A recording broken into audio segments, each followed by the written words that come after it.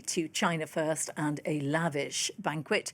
Toasts and speeches are the latest in the welcome extended to Donald Trump by the Chinese.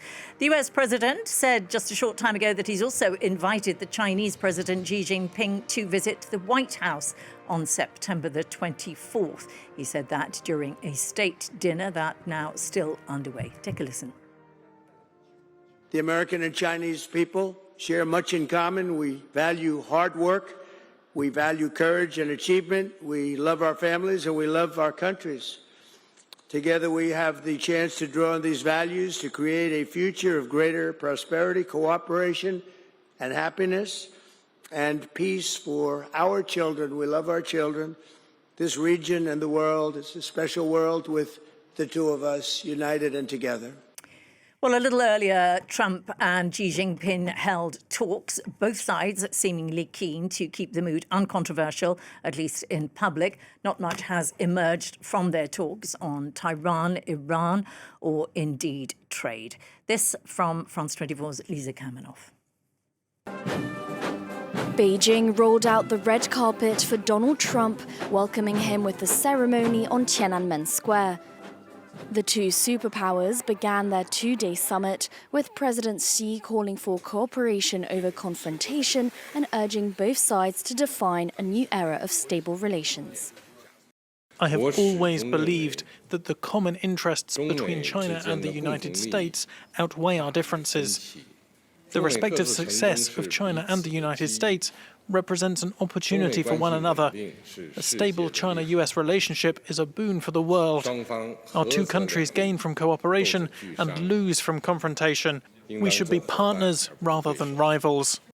In response, Donald Trump praised his host and said he was looking forward to their big discussion. There are those that say this is maybe the biggest summit ever.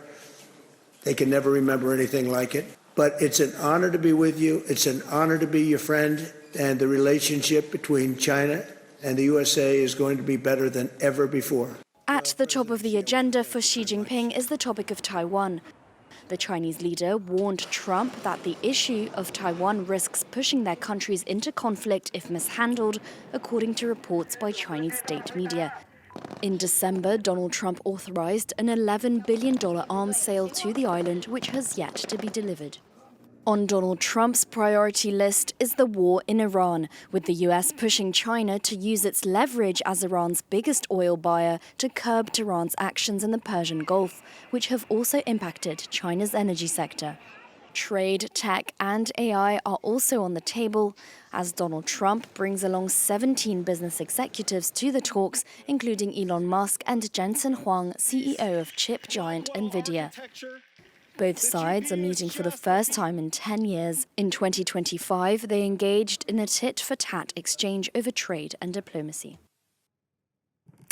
Well, for more on this, we can now go to Beijing, and we're joined by Shanhui ZHANG, who is a journalist for the state-run channel CGTN, also a fellow at the Center for China and Globalisation. Thank you very much for joining us. Good to have you with us. Let's start by talking about the personal relationship between these two men. It is an odd relationship. They're huge rivals, but Trump cares enormously about personal rapports. How do you think Xi Jinping views Donald Trump? Who has the upper hand here? It's very interesting to talk about the personal relationship and also about the top leaders' relationship, because you see that when the two top leaders talking together, that's how we can decide the future of the China and the U.S. relations. So I think that Trump has always been talking about this very high esteem to Chinese President Xi. And what you can see today is very symbolic. We can see that's the first state visit of the President Trump's second term in Beijing and in China. And today, this great hall of people, the cultural settings like the Temple of Heaven. These places, especially for the Temple of Heaven, symbolizes for harmony, symbolizes for good harvest and for peace. So I think there is a personal touch inside it. And there's also a personal trust, or ways through all these activities, there is a way of building trust between the two presidents and also between the two countries. We don't know a lot about the substantial issues they discuss, but if we take a look to start with at Taiwan, how do you think Xi Jinping will have handled that? Will he have situated the issue of Taiwan in terms of a new world order? I think that what is important today is that the two leaders agree on the new positioning of the relationship. And that's very important to reposition the Taiwan issue, because the Chinese President Xi Jinping called it a constructive strategic stability. And the way he defined it is very worthy to listen to it. He said that it should be, and I quote, the positive stability centered on cooperation, healthy stability with measured competition, and normal stability with manageable differences, and enduring stability with the prospects for peace. So these are 4 pillars. And so this framework is meant to guide the next 3 years and even more to come beyond between China and the US. And China's President Xi Jinping also said that he expected in 2016 could be a historic landmark year for China and the US. And talking about Taiwan, if a foreign country were arming a separatist movement of the Americans on states, would the United States accept it? So it's actually the same thing here in China. On the Taiwan question, I want to set the record very straight, is that in China, it is not an open question. It is a question that have to be settled. Historically, it has already been settled, legally already been settled, and diplomatically already settled. So what's new is not about the China's position. What's new is about the separatist drift of a minority in Taiwan and Washington's growing temptation to walk back commitments that it has already made 50 years ago. So the one China principle and the 3 joint communique that the United States itself has already signed are the conditions under which this relationship exists, and it's not a negotiating position. It is the floor. And we have to admit that interfering on Taiwan actually is bad for the US. Why? Because it is not good for the credibility itself, because you cannot say on the one hand that you don't support Taiwan's independence, and on the other side that you keep selling weapons to the island. So that contradiction is what damages the Americans' credibility in the international world. And today, I think that how far the American can reach, the honest answer is that much less far than the people in Washington assume.